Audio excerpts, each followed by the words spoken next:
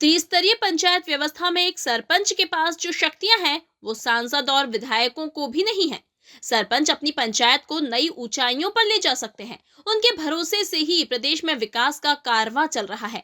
24 से 26 नवंबर को भोपाल में पंचायत प्रतिनिधियों की कॉन्फ्रेंस होने वाली है। निकायों से जुड़ी पंचायतों में ऐसी व्यवस्था बनाई जाए जिससे आवश्यक अनुमतियों के साथ विकास के काम होते रहें।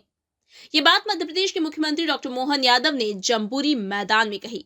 सीएम डॉक्टर मोहन यादव यहां आयोजित त्रिस्तरीय सरपंच संयुक्त मोर्चा महासम्मेलन को मुख्य अतिथि के रूप में संबोधित कर रहे थे। इस मौके पर उन्होंने पंचायतों के प्रतिनिधियों के विकास कार्यों के लिए 50-50 हजार रुपए की राशि भी प्रदान की। मुख्यमंत्री डॉक्टर मोहन यादव ने कहा कि हमारे लिए 2026 का समय सबसे महत्वपूर्ण है। राज्य सरकार 2026 को कृषि वर्ष घोषित कर रही है।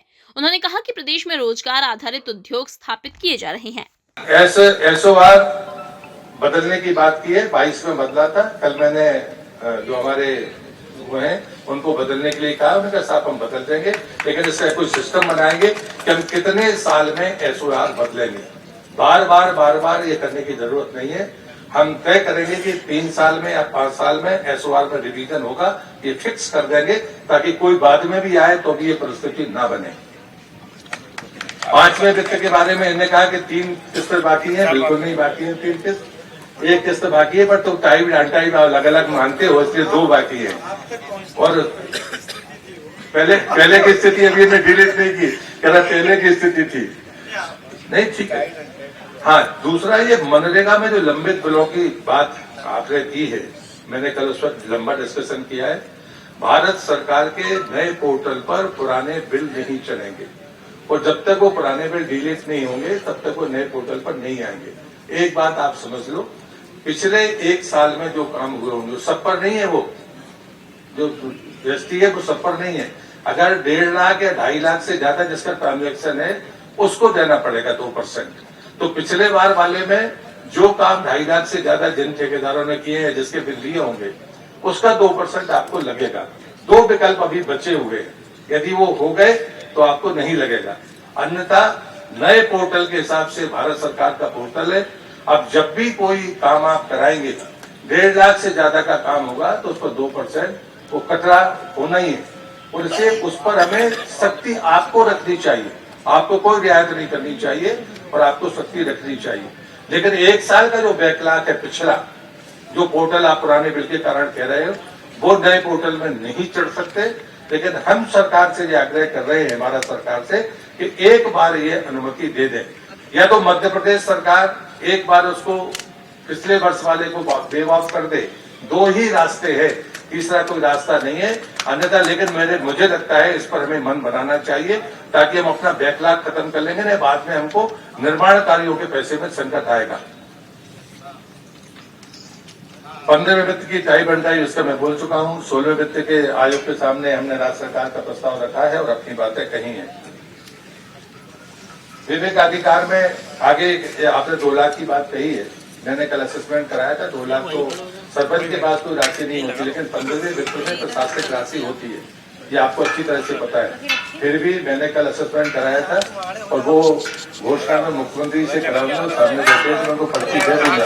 ये बड़ा पवित्र काम है, हमारे अपने गाँव के अंदर सब कुछ है और आखिरी में जो शांति धाम की एक आवश्यकता होती, इसमें कोई अमर नहीं है। जो आया सब जाने वाला है, लेकिन आने और जाने वाले क्रम में आप देखते हो जो गांव के पंचायत के अंदर इस कठिनाई का आपने समाधान अगर निकाल दिया तो पूरे गांव के लिए और गांव वालों की निगाह में आपका एक अलग प्रकार का मान सम्मान बन जाता है।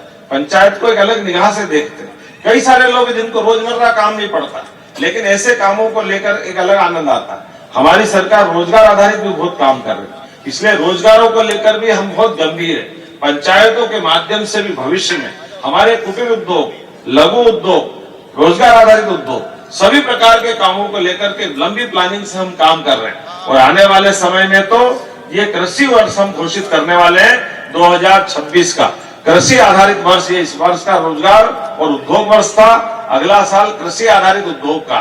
तो आपकी पंचायतों के अंदर भी कृषि आधारित उद्योग कैसे लगे, उनमें लोगों को रोजगार कैसे मिले। और ये कई बार वैसे तो अधिकांश जगह हमने चिन्हित की है, लेकिन फिर भी कई बार हमारी फसलों को लेकर के खासकर सब्जी और इस टाइप की फसल जो नुकसान में जाती है, वो सारे उद्योग लगाने के लिए सरकार के माध्यम से, आपके माध्यम से हम वो उद्योग भी लगाने वाले हैं कि टमाटर ज्यादा हो गया तो टमाटर फेंकने की जरूरत क्यों पड़ना चाहिए, टमाटर का पाउडर बन जाएगा।